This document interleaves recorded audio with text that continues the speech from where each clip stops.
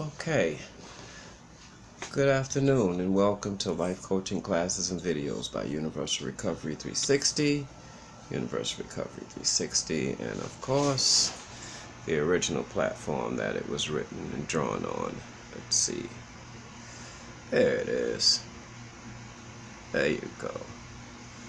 Alright, so today's class we're going to do, it's going to be on something called identifying, empathizing, or any one of those things that people kind of see as feeling what another person went through. Most people can't, or think people can't identify with them because they haven't been through what they've been through. And in some sense I agree, because it's easy to say, okay, yeah, I did drugs, you did drugs, right? We did the same drugs, we've been through the same thing. But no one can actually comprehend the emotional damage that a person went through while they were doing what they were doing. Like, if you could be in the moment when something vicious is happening to somebody who does drugs, it's a whole nother level of understanding. Or like a robbery, a person is about to get raped, right? You can see the visual, right? But you cannot experience what that person might be experiencing right then and there. That's a hard thing to do. So you're going to hear a lot of people say, well, you can't really identify with me, you don't know what you're talking about, you never been through what I've been through, and things like that. And when people say stuff like that, you have to agree with them. And you can't just say, oh, I did drugs too, or I was raped too, or I was this too. I mean, part of it breaks down like the emotional duress, because the identification makes it somewhat limited in difference. But if you have a person that knows that the experience they went through was, for them, unique and one of a kind, I wouldn't argue with them. I let them feel what they need to feel. I wouldn't argue with them. You have to understand that people have been through things. Like, you have some people that never did a drug in their life, right? Rich, from what you see, could have anything or anybody or go anywhere at the drop of a dime, because they made their life, or their life was created for them or by them in a way where they were free when it came to their expenses. And they still want to die. They still want to commit suicide. They're still not happy. You can't identify with what somebody's going through because you've been through it. It's hard. This is going to cause a lot of conflict and a lot of arguments and debates, but I'm not saying, and of course you guys got to remember, the reason I use this logo is because even though each one of them are different, they are all 360 degrees. So when I say you can't identify, I only mean in one sense, right? Because you can be different in one sense and be the same in another, right? So I'm not saying you don't completely get it. I'm just saying that when a person has that argument and it's emotionally based, let it go. Anyway, let's see. Say you know somebody, right, that really needs help, right? And they know why they need help. I mean, I can see if a person doesn't know why they do what they do. But say you got a person who knows why they do what they do, and they still do it. That's a hard concept to understand. Because you would think, right, if you know what you do, right, you understand how what you're doing works, right, and you know it's not good for you, why do you keep doing it? Why haven't you figured out how to put this thing in perspective so that eventually you won't do it anymore? People don't think everything can be put in perspective. Most people, in fact, do that because once they actually find out what they were told or what they believed is what is really wrong with them, they do something called accepting, right? When you accept something to be a certain way, then you allow it to do what it does. Like, acceptance kind of puts a barricade on redoing it sometimes, right? Because it's easier to say, yeah, I'm schizophrenic. Especially if that works when you're in trouble for doing something. Man, I'm schizophrenic. Oh, okay. We got to look at this from a different perspective, right? So a person can get used to, right, accepting what their issues are, because they might have got them or saved them from something at one point, and they know that when they say it, right, things have to change. Like, you can no longer look at them as a criminal because schizophrenic, right? They don't really need prison, they need help, right? You can no longer look at them as a bad person, right? Because it's not their fault, right? They don't need to be blamed, they need help, right? So let's say you're intelligent along with that, and you figured out, like, okay, it's okay for me to let go and just run wild and do the crazy stuff, right? And then when it's all said and done and it's all over and I'm not feeling that way anymore, I can just say, yeah, well, I'm schizophrenic. Yeah. No. You have to be careful. Right? And this is on both sides. This is on the person that's doing it, saying, I'm schizophrenic, or whatever it is they doing, and using an excuse to get out of it because they know how it works, right? It's detrimental because eventually you're going to believe what you know, right? And then you're going to become what you know. You're not going to be able to stop it. So, and then you got the person on the other side that's upset because of what that person did, but now they can't be upset about it because the person pulled out the one card that the whole world cowers to, right? It's a mental health issue. So you got full protection, right? Do it. Now, I'm not saying that some people don't actually have these issues and have not accepted it for what it is, and so they are really struggling with it, right? Those people need help. But you have some people who have turned their tragedy into treasure, and they have figured out how to take full advantage of a behavior that they love being in, right, but hate the results of. It's ingenious. It's incredible. In a future class, we're going to talk about the soul. Of course, we do the mind, we do the body, we do the soul, because we know we all three parts, right? And then we relate all three issues to one so that we can see how they unify in a person, right? So the next subject we're going to talk about is going to be soul-based. Right?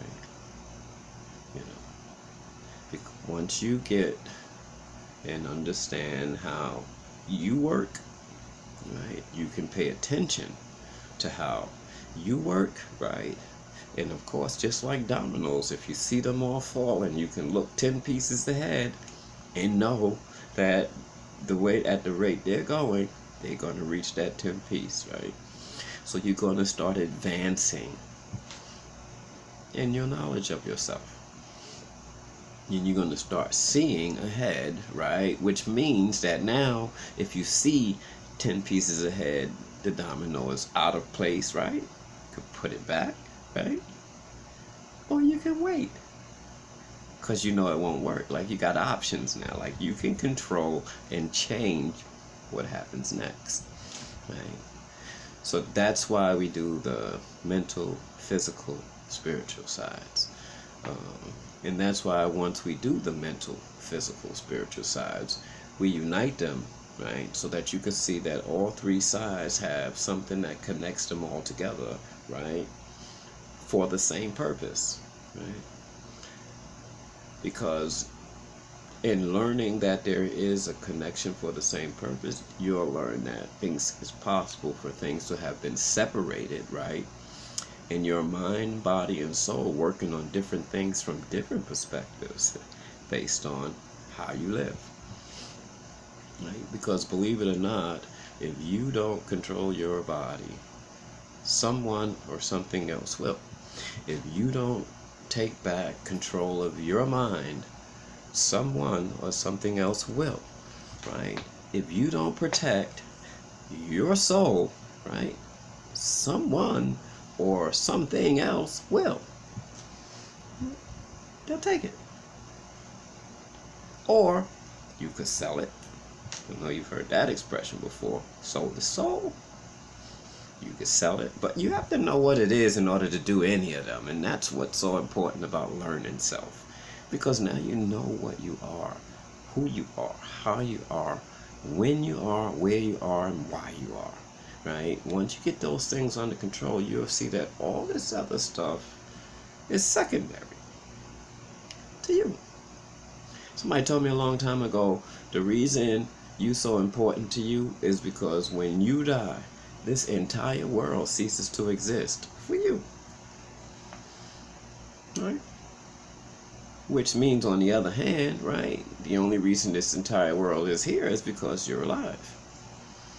Right? You're going to start learning some things, right? It doesn't give you power, doesn't give you strength, doesn't give you the illusion of success. It's just information, right? To give you a chance at a good life, chance at a happy life, a chance at a peaceful life. Because having peace of mind is crazy beautiful. Having certain form of freedom, right? And knowing that you're free. It's beautiful. Right? Just like, right, not having peace of mind might not be so beautiful, right? Just like when you're in prison, or you know you have possibility that you could be going, it's not so exciting because somebody's about to take your freedom, somebody's about to take your peace, right? Now the truth is, you're about to give away your freedom, you're about to give away your peace, because whatever happened because you allowed it to happen. So you have to learn how to start putting things back where they belong, into perspective. But you can't do that till you understand you got a mind, you got a body, you got a soul, right? You might even have spirit in there somewhere helping you, and you not taking advantage of it because you don't know how they work. Well, at least try to learn how they function, right? Once you learn how they function, then you start seeing them work. Everything takes a process. But I'm telling you, a happy life, free life, sustainable life, all that comes from knowledge of self. Right? Getting to know you better, right? Being a responsible, accountable, productive, all that good stuff, right? And if you don't, and you find yourself struggling, stressed out, at least say that it's a slight possibility that this, what I'm saying, might have some value. Then you start opening yourself up to learning something different, something new. Because there is a place out there that is an illusion. It's called struggling, suffering, misery, hate, anger, glutton, greed, all those things. The 7 deadly sins: pride, anger, greed, gluttony, sloth, envy, sloth. All of them. Right? There's a place out there where they all exist. And then there's a place out there where they don't exist. And it's the same place. That's how you know it's not the place. It's me. It's what I bring to the place. I start taking accountability for myself. Once I do that, I start taking accountability for my actions. But I can't really break this down any further because we haven't done the soul part yet. So hopefully next Tuesday we'll do the soul part in live coaching classes and videos. I like to promote my shit. I'm just joking. Now I like to put that out there. Right? And this is actually a blueprint of the way the building's supposed to be built. Once I have enough money to build the actual building, might not be able to start with that building for Universal Recovery 360, but the end result is this, right? And it was a blueprint that I got in a vision, not a dream, not a nightmare, not a reality check. Just one day I was thinking about me and what I'm supposed to be doing with my life, and I got this vision, and it fit every criteria of what I intended to do or wanted to do, and it was perfect. And so yeah, I took it on, and I work every day to reach it. And it all started with a vision. That's why I use the spoken word name Urban Gospel, because I believe everything that happens to me spiritually first. Well, not first, but because I acknowledge the spiritual side first, right? It comes to me with humility. It comes to me with grace. It comes to me with faith, So I learn things through that environment, right? But that's only because I put that environment in front.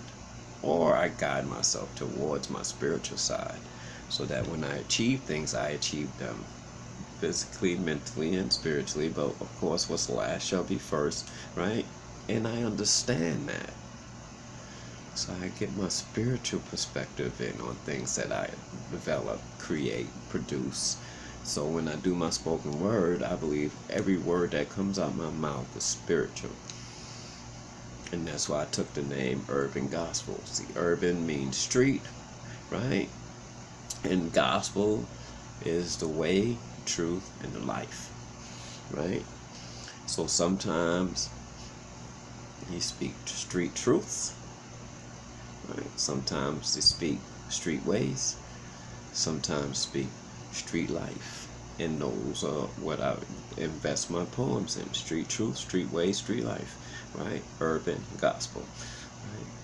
That came to me in the vision. Like, things come to me, and I hold on to them. Right? I believe in what I see because I know where it comes from and how it exists. And I know the value it has, with or without me. So learn yourself. Love yourself. Next Tuesday, we're going to do the soul. And then the following Tuesday, we're going to do the combination of mental, physical, and spiritual in one. The unification. We're going to see the power in that.